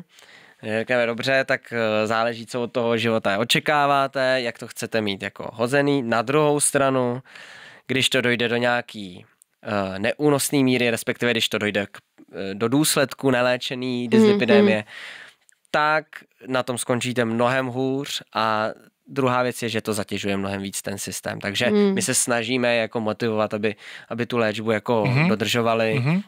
Byť teďkonc teda zrovna, myslím, že 2 dny zpátky, nebo včera jsem měl pacientku, která jako přemýšlí trošku ezotericky a hodně věří bylinkám a tak podobně a čínský medicíně. Říkám, jako úplně v pořádku, jako byli jsme k sobě oba dva upřímní. No a sledoval nějaký videa nějakého doktor Fair, nevím, nějaký takový ten zaříkávač hadů prostě, který hlásá všude, že statiny na cholesterol a vůbec jako léčit vysoký tlak je špatně a že jsou Nebude to náhodou, miláček, to bude ten náš Ezo Šmejt, co jsme ho tady hejtili. Jo, to je fakt Ezo Šmejt. Ty vole, no tak a teďkonc mně se už podařilo prostě tu paní nějakým způsobem kompenzovat tlakově, cholesterol, vysvětlili jsme si to, proč se to řeší a tak. A všechno bylo fajn. A dal jsem jí ještě ty 3 léky dohromady, takže užívala jako Libertans, jednu tabletku, hezky to prostě snášela, jo, nebyly tam nežádoucí účinky. Najednou přišla, že si prostě tady... je to tenhle člověk? To bude určitě tohle. Ne, to je ještě jiný. Tak nám pak řekneš, který ho můžeme vyhýt. Ale jenom jsi to řekla, já už jsem si tady zase nasrala, ty vado. Ale no, je to těžký, no. Ale tak jsem se koukla a ona říká, koukněte se na ty jeho stránky a tak podobně. A říká, já jsem to vysadila, prostě to je farmaprůmysl, je to prostě, vy se nás snažíte akorát obalamutit a máte smlouvy a takhle. A já jsem řekl, tak paní Nováková, jmenovala se určitě jinak. A tak říkám, hele, pojďme si to tady všechno vysvětlit, já si na vás dám tady, teď tady mám prostor, jdeme vám to vysvětlit. Ona byla už za prvý ráda, říká, vy na mě neječíte, prostě, ten minulý doktor, ten na mě prostě, jako ne od nás, ale někdo prostě, ten na mě hned začal nadávat a také říká, no tak to samozřejmě není cesta, že jo, prostě. A tím, že jsem neměl přes časy, jsem odpočatý, jsem trpělivý, jsem tam v pohodě prostě, mám na to tu energii, byť mě teda ten doktor prostě štve, že podlamuje prostě tady, že jo, doporučený postupy a tak podobně. Změřil jsem jí tlak, měla 200/100. Ale byla šťastná. Jo, jako... Hlavně, že nebyl farmaprůmysl. Říkám, tak se koukněte, jo, to je 200/100. To je prostě časovaná bomba. To ještě nevím, jak vám vyskočil ten cholesterol, když jste 3 měsíce nebrala léky. A hrozí tady jako velký riziko kardiovaskulárního onemocnění, jako akutního, že jo. A tak jsme si tam spolu povídali. Já jsem mi vysvětloval, že já žádnou smlouvu s žádnou farmafirmou nemám, já si opravdu můžu předepisovat, co chci a co nechci. A zároveň, že samozřejmě, což docela dobře platí, si přeju, abychom všichni žili nejlépe bez léků, žili zdravě, co nejdýl a nemuseli mít prostě žádnou medikaci, nedostali se k doktoru, to je ta nejlepší varianta. Ale jak tomu předejít, je prostě za prvý chodit na prevence, to znamená, i když se cítím zdravý, chodit k lékaři, a za druhý jedna tabletka může nahradit jako mnohem horší věci, které pak toho člověka jako čekají, když se to neléčí. A taky, že prostě přesně ten filozofický rozměr, pokud prostě opravdu nechcete za každou cenu užívat léky a chcete prostě nějakým způsobem bez těch léků vitálně žít a ono to na vás přijde a bum a na skle, tak já vám nemám co říct tady, chápu, ale na druhou stranu nás tím za stolik nezatěžujte. A ono to už přijde asi celkem brzo, to bum a na skle tím tlakem. Jo, takže... a samozřejmě přesně stejně ten člověk jako skončí na tom oddělení a pak se o něj ty doktoři starají. Jo, to prostě ten systém takhle nastavený je, ale ono to někdy to, že jako vlastně to řekneš, mně je to jako do jistý míry jedno. Já myslím, že na to nejsou vůbec zvyklí, že ty jim dáš tu životní svobodu, s kterou vlastně oni neumí občas moc jako dílovat a tím si je občas získáš. Aha, on to se mnou možná fakt není živej z toho, že mi napíše tady ty tablety. Souhlasím s tím, že to občas funguje, říct, hele, mě to trochu jedno. Já to říkám dost často, že to je jejich zdraví, no, a taky nemocnice není vězení. To byla moje oblíbená věta v nemocnici. Teď už to říkat právě nemůžu. Teď říkám, tady jste ve vězení. Teď můžeš říkat, vězení není nemocnice. Ne, naopak, vězení je nemocnice, koukněte na to. Ještě teď říkáme, vězení není školka, tak dost často. A vězení nejsou hlavně, no. Ale jako jo, mají zodpovědnost za své zdraví, no, ale je fakt, že pak to zatíží systém. Není to ta lehký obdivu, že máš tady tu trpělivost na nějako. Občas to je vyčerpávající, ale je to třeba. Hele, kdyby jsi měl vybrat mezi hudbou a medicínou, co by jsi vybral? Oboje, jako já prostě nejde bych, to prostě. Jako, já to potřebuju oboje. Není třetí cesta. Chápu. Není třetí cesta. Na druhou stranu, kdyby jako přišel to bouchnutí, že by prostě mi řekli, teď pojedeš tour a procestuješ svět, tak bych si pravděpodobně asi dal pauzu, anebo bych se to snažil nějak vyřešit. Okay. Ale jo, to se nevylučuje, že jo? Tak, jako tak. K medicíně se dá vždycky vrátit. Přesně tak. K hudbě nevím, protože ta hudba, tam je to, jako tam dostat se do nějaký jako pozice, tak je to vlastně loterie, jo, do jistý. Ale zároveň není, jako je to výhra v loterii, ale ty si za to musíš budovat léta, letoucí. Vypracuješ se k tomu jako prostě, musíš na tom tvrdě makat. Je to z 90% si troufám říct spravedlivá cesta. A trošku méně spravedlivější teď v době toho, že DJové i třeba, já nevím, Fisher a takhle, tak co říkají, že mají svý tracky, tak ty tracky jim tvoří někdo jiný a není tam udaný. Takže tohle je trošku fake, jako na tyhle lidi já budu pořádat křížový výpravy, protože prostě lžou, ale když si děláš tu vlastní produkci, jo, která ti zabere, včera jsme byli s jedním kamarádem Martin Fejfar, který je mimochodem taky praktik a má doma studio obrovský, tak jsme natáčeli do 11 do večera, on přišel ve 4 z práce, já jsem tam taky přijel a prostě byli jsme strašně unavený, ale měli jako člověk je tam v tom studiu, je úplně v jiný bublině, ale kdybychom na to samozřejmě měli celý den, tak je to o něčem jiným. Ale když tohle to ti vyjde, když někdo vytvoříš nějaký svůj track, najednou vidíš, že na něj prostě tancujou masy, no tak to je úplně nejvíc, to je prostě extáze. A kdyby se tohleto jako stalo, kdyby mi někdo řekl, hele, teď prostě jedeš tady hrát na obrovský festival, ale musíš teď se vykašlat na práci, protože to je full time, tak bych to jako v určitém časovém úseku asi udělal. Mm-hmm. Ale rozhodně bych se vždycky chtěl k té medicíně vrátit. Jasně. A spíš aktuálně takhle, já si myslím, že jako už hraju tak často, jako hrajou ty světoví DJové, jenom hraju firemní akce, protože si tím vydělávám. Jo, a ve chvíli, kdyby to takhle bouchlo, tak já ty firemní akce prostě zahodím a budu se věnovat jenom té produkci a té klubové scéně, kdy ty vlastně hraješ třeba hodinu, 2, ale když hraju firemní akce, tak tam hraju třeba 5-7 hodin, takže to je jako vlastně velký časožrout, no, takže... A jaký tě teď čekají třeba nějaký větší projekty v té hudbě?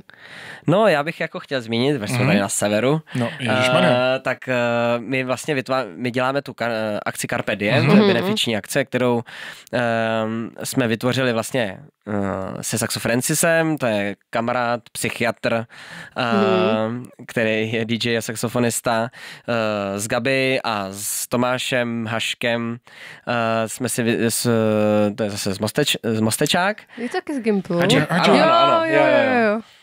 Tak jsme na mý narozeniny vytvořili tu akci, kde jsme si řekli, že se budeme bavit a pomáhat.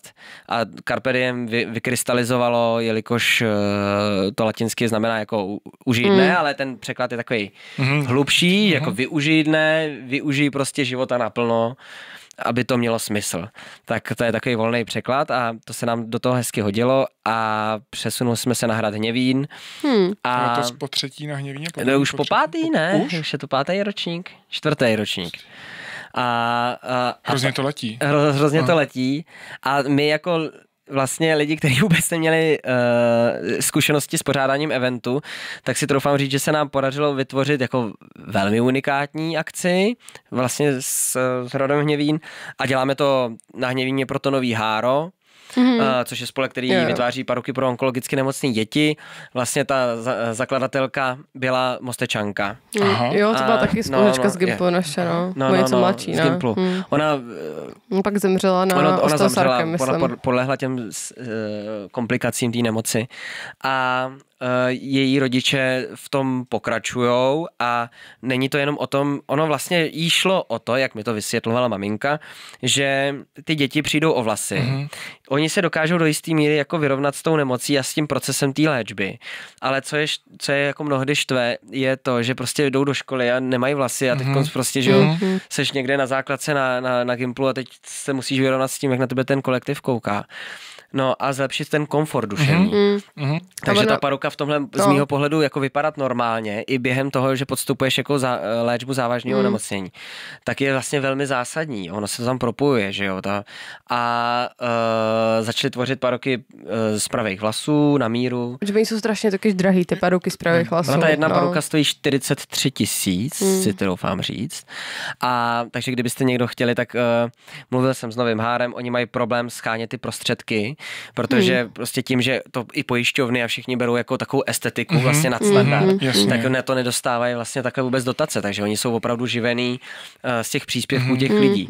A není to jenom o tom, že jsou to vlasy, je to i o tom šířit osvětu o onemocnění onkologických onemocněních dětí, protože je potřeba o tom mluvit, aby jako ty lidi nebyli odsunutý na nějakou vedlejší kolej a byli vyčlenění z té společnosti, protože lidi se pak jako stydějí, jo, s nima mluvit, znáte to, že jo, a pomáhají i šířit toho světu.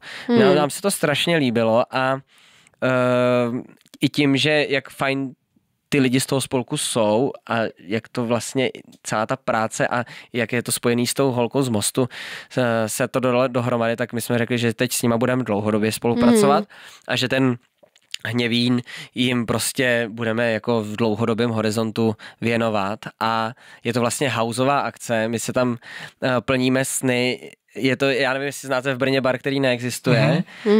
Jo, jasně, jo. Já jsem to asi jednou teda, ale... Hovada. Ne, je to prostě skvělý bar, kdy tam princip toho baru je, že oni se snaží vytvořit geniální bar bez žádných vlastně nějakých mínusů. A ten bar neexistuje, ale oni se tomu snaží maximálně přiblížit.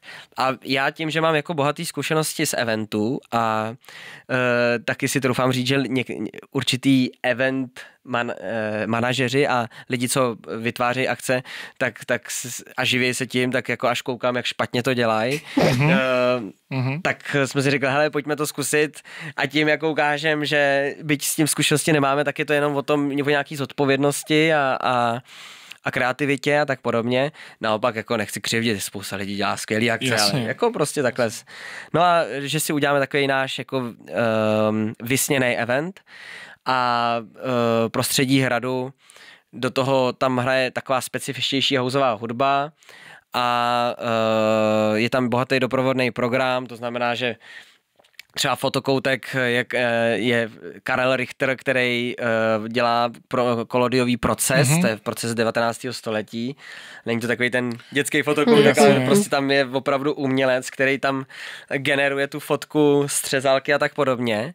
A potom yoga, teď tam chceme dělat workshopy, přednášky, spíš právě a k tím se dostáváme k tomu, že vy byste tam mohli mít jeden podcast. To je skvělý nápad, že tam budete mít podcast.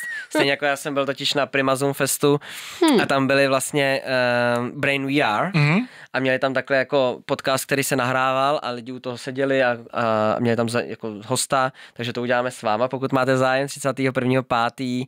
vás zvu na Carpe Diem. Nedá se nic dělat, no? Tak jo. Jo, to bude super. Jsi ženem hlídání, nebo já teda? Tam takhle, přes den je to i akce pro děti. No tak to jdu 100%. Jo, takže my se snažíme, ať jako přes den, tím, že to je vlastně nový háro, pro děti to je dělaný, tak byť je to elektronická hudba, tak troufám si říct, že přes den se tam všichni chovají normálně. Si jevička zakalí, no. Jo, takže i pro ty děti je to tam dělaný, budeme se tam snažit teďkon pro ně mít třeba, tam bude záchranná stanice, a tam budou mít nemocný papoušky a tak, takže a hady, takže to takhle jako se snažíme si vybudovat i ten bohatý doprovodný program. Co se tam bude?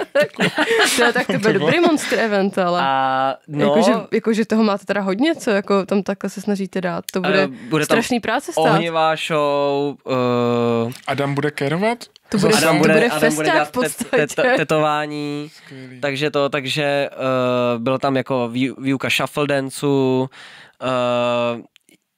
byly tam Cirkla Putika, umělci a je s tím hrozně práce. Jako teď už je to období, kdy jako přestávám trošku spát, ale na druhou stranu nás to naplňuje, plus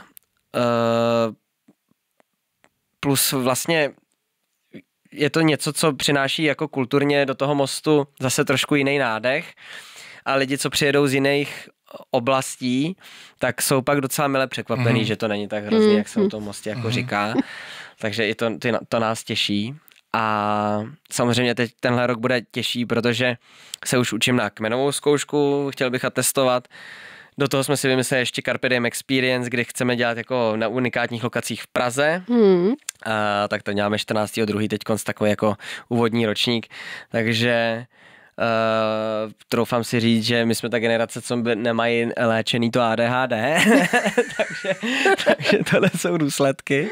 Hele, a ještě mi řekni, ten kmen budeš mít interní nakonec? Nebo ne, jdu přes... Uznají ti internu a jdeš přes praktikaře. Snad mi uznají internu a jdu přes praktika, no. Teď jsem podal přihlášku a uvidíme, jak to dopadne, no. Děláme z toho rekordně dlouhý díl, já z toho mám strašnou radost. Jo, já jsem si říkala, že můžeme tak i střihnout, že můžeme ještě se bavit. To musí být najednou, to má energii, to nejde střihnout. To bude dlouhý jak svině. Lidi zvládnou všechno. Lidi zvládnou fakt všechno. Jako přežili horší věci než tenhle díl. A... Třeba náš první, veď. Ty vole, jako pain. Ale každopádně můžu teď já otázku. Povídej. Ty jsi mi totiž dal taky oslý můstek. Lidi, co přijedou do Mostu, nebudu nějak tajit, že před nahráváním jsme si povídali o nějaký budoucnosti v Mostě. Chceš třeba nám nastínit, nebo hodí se ti to, říct nám nějakou tvoji budoucnost? Plánuješ něco? Víc muziky, víc praktického lékařství, víc... Takhle, co se týče hudby, tak ten sen je opravdu se stát jako světovým umělcem. Yes. To by bylo to fajn. Není malý, to je dobrý, to je dobrý. To je super, ale... Co se týče medicíny, tak teď je pro mě zásadní ta atestace. Budeme držet palce, to je a od toho se... Už máš nějaký termín? Už víš, kdy bude kmen? Nebo kmen tak? mám 1. dubna na apríla. Hele, jako teďka 1. dubna. Máte to? Jo, ne, apríl. Teďka 1. dubna. Já mám v tomto jednu atestaci, to jo. Fakt jo? No. Ježišmarja, tak budeme se držet. Jmenuje se na IPVZ? Jo, podle mě jo. No. A ty taky? Jo, taky. No, to je tak budu držet palce. Co? No. Já rozhodně teda.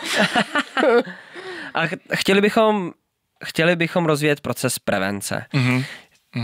Troufáme si říct, že tím ušetříme spoustu peněz systému a že když se do téhle části systému nalejou peníze, tak se ty peníze vrátí tomu systému. Obecně taky zdravější společnost. Motivovat ty lidi prostě k preventivnímu programu.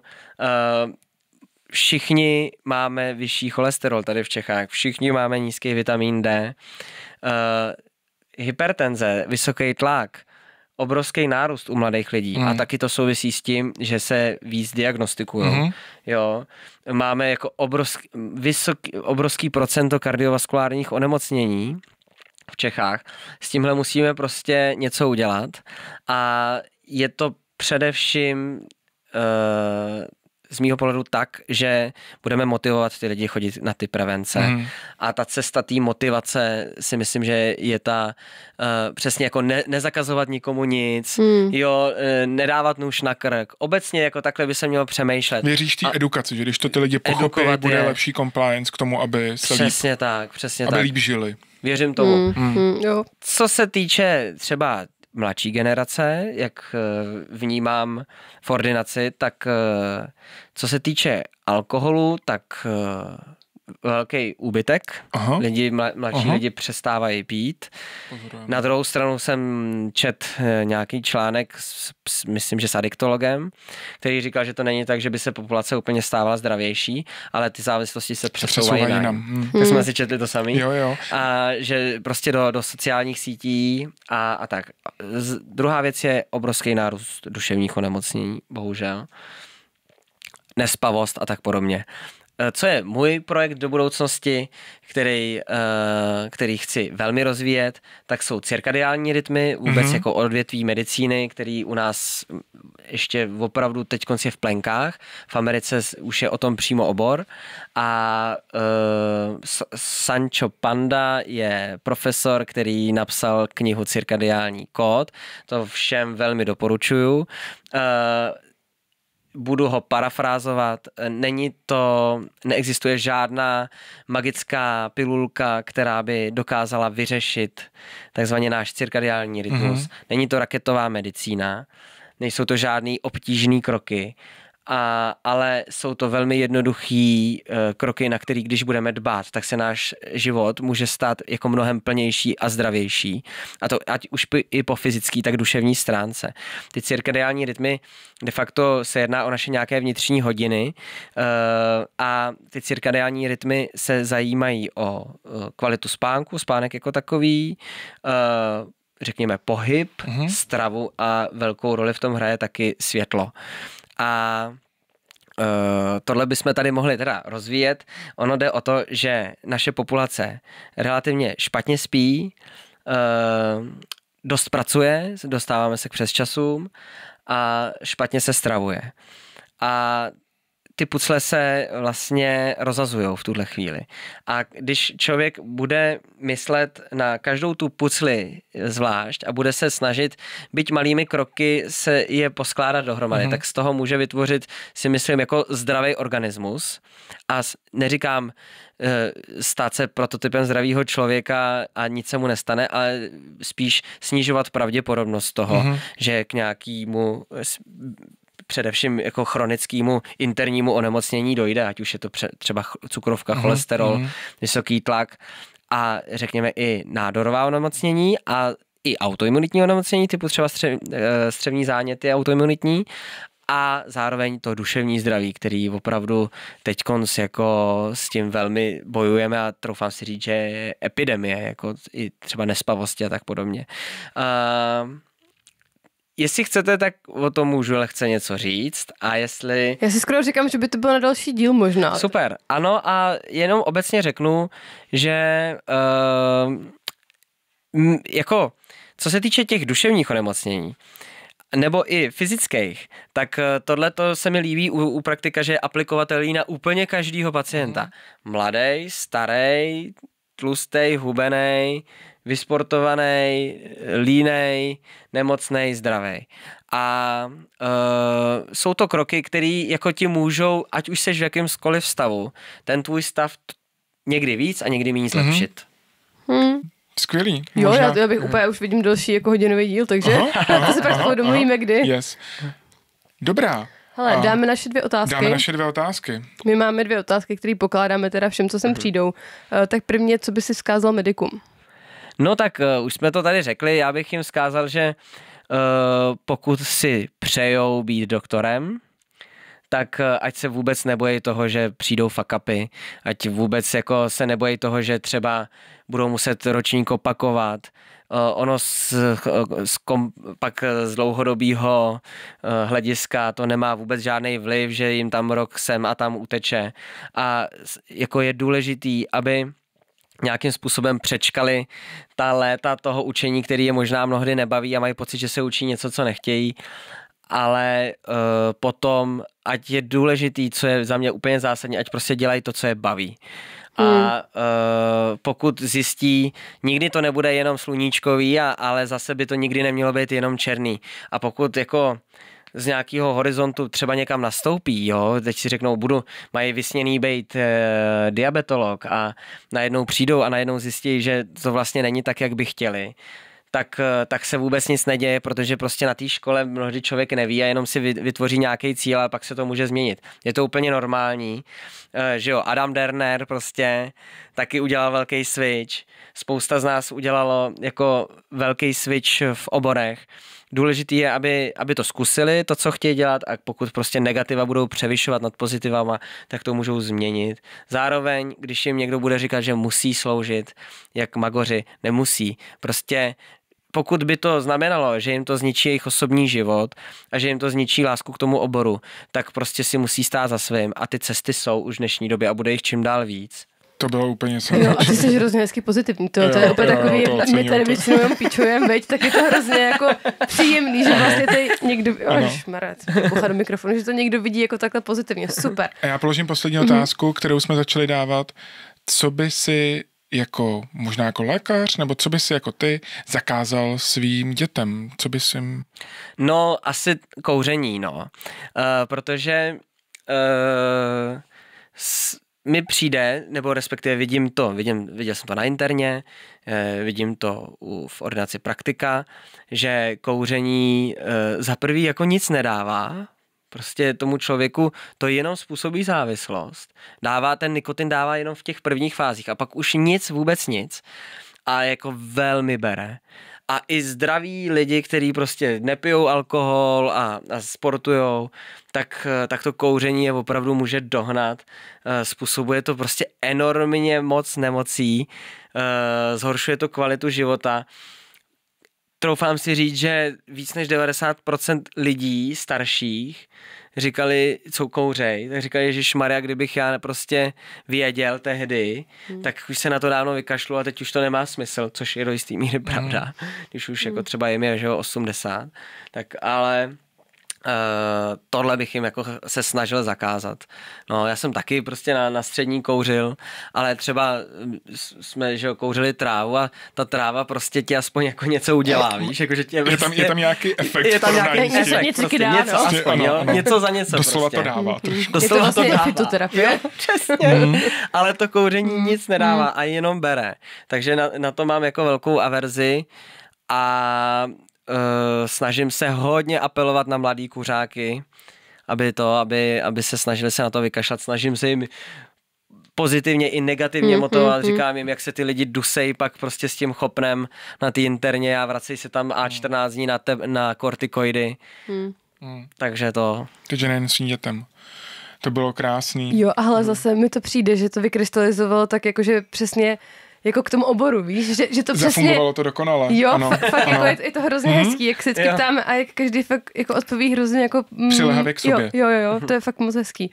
No tak jo, hele Vítku, tak strašně moc děkujeme, že jsi sem přijel za takhle obsáhlý, krásný rozhovor. Bylo to senzační, já jsem z toho nadšenej skoro 100 minut. No ale ještě pak dáme nějaký odborný o těch cirkadiálních rytmech, teda budeme to se moc těšit, berme to jako vzájemný příslib i pro naše diváky, jo, že se uvidíme někdy. Dubnu, až to mít za sebou. Že se uvidíme někdy v tenhle rok. No. Já moc díky za pozvání, protože jako děláte to skvěle, bez cenzury. Mám pocit, že si tady můžu říct, co chci, uvidíme, jaký to bude mít důsledky, ale... Mě ještě nevyhodili, takže já myslím, že to vlastně nikdo neposlouchá. Že je to úplně šuma. Ale jo, je to tak. A člověk nemá být prostě poserat. Je to tak. A dělejte to přesně takhle, jak to děláte a děláte to velmi dobře a zároveň jako já tleskám za to, jak vy makáte, jakým směrem se vydáváte a jak se toho nebojíte, takže za mě máte jako... Ježiš, děkuju. Velkou poklonu. To je tak krásný. To nám ještě nikdo nepoděkoval. Jsem dojat, my si vážíme tvojí práce, pokračuj v tom, budeme tě sledovat a řekneme našim divákům, jak se ti daří. Koukněte se na Víťovo, sociální sítě v i3ička to na Instagramu a tak vůbec. A uvidíme se tady znova asi. Těšíme se. Díky i Gabče, která je tady od nás kousek. Zdravíme tě, děkujeme, že jsi tu s náma. A měj se krásně, díky Víťo, ať se ti daří, ať se vám daří. 31.5. podcast bez rukavic. Píšem si do diáře. Dík moc. Já díky. Díky. Čau. Dík moc, čau.